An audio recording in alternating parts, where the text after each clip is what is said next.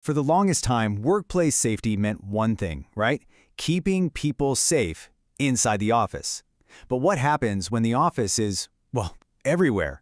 I mean, our kitchens, our living rooms, the whole idea of a safe workspace has been totally turned on its head. So let's get into the new rules for this new world. And it's a massive shift, you know? We've basically swapped the predictable, super-controlled office for the, let's be honest, often chaotic world of our own homes. Just think about it for a second. How can a one-size-fits-all safety plan possibly work when every single office is completely different? So yeah, when your commute is literally 10 steps from your bed to your desk, what does safe at work even mean these days? It's not just about, not tripping over a power cord. It's way bigger. It's about completely rethinking what we mean by employee well-being. I mean, think back to the old days of office safety. Remember that? Fire drills, somebody coming around to check your chair height. There were clear rules for everything. It was super predictable, kind of one size fits all because, well, we all worked in the exact same building.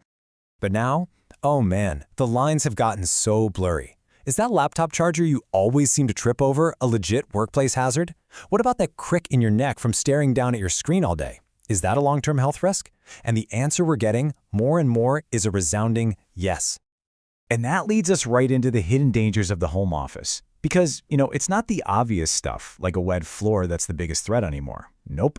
It's the subtle, almost invisible strains that just build up day after day.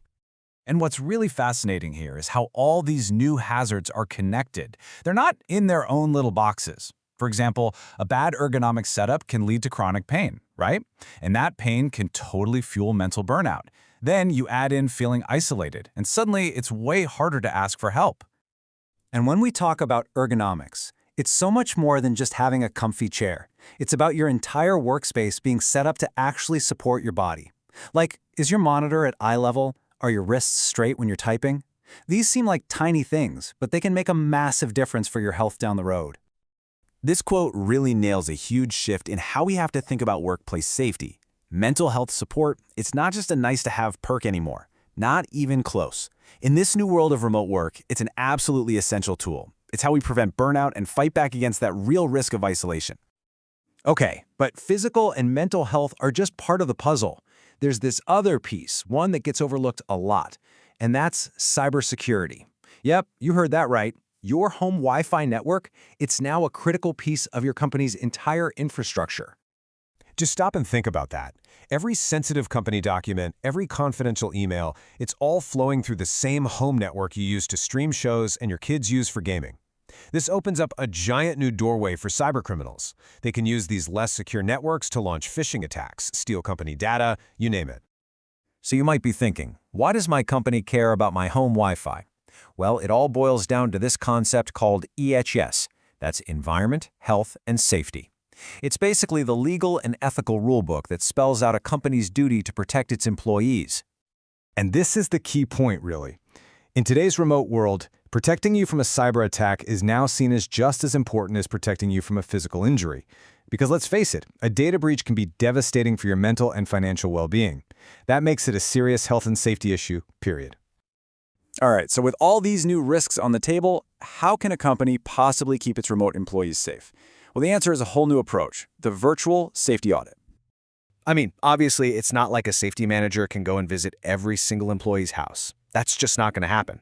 So companies are turning to virtual solutions, things that can scale, that are collaborative, and that actually empower employees to take an active role in their own safety. So, what does one of these virtual safety audits actually look like? It's usually a pretty simple three-step thing. First, you'll probably get a self-assessment checklist. You just go through your own workspace, checking for trip hazards, making sure your monitor's at the right height, that kind of stuff. Then, you might hop on a guided video call with a safety pro to walk them through your setup and talk about any concerns. And the final step, and this is super important, it's not about getting in trouble. It's all about working together on a plan to fix any problems. Maybe the company sends you a better chair, or maybe they help you secure your Wi-Fi. So what's the big takeaway here? The bottom line is that the whole remote work revolution has forced us to completely tear up the old definition of safe at work. It's not about a place anymore. It's about a whole-person approach to well-being. And that really is the new reality. Workplace safety isn't about the place anymore. It's about the person. A safe work environment isn't some building you go to. It's more like a bubble of protection that follows you home, to the coffee shop, wherever you're working. So what can you do to stay safe and healthy in all this? It really comes down to having the right tools in your personal toolkit. So be aware of your ergonomics, really prioritize your mental health, practice good digital security habits, and maybe most importantly, don't ever be afraid to speak up if you need support.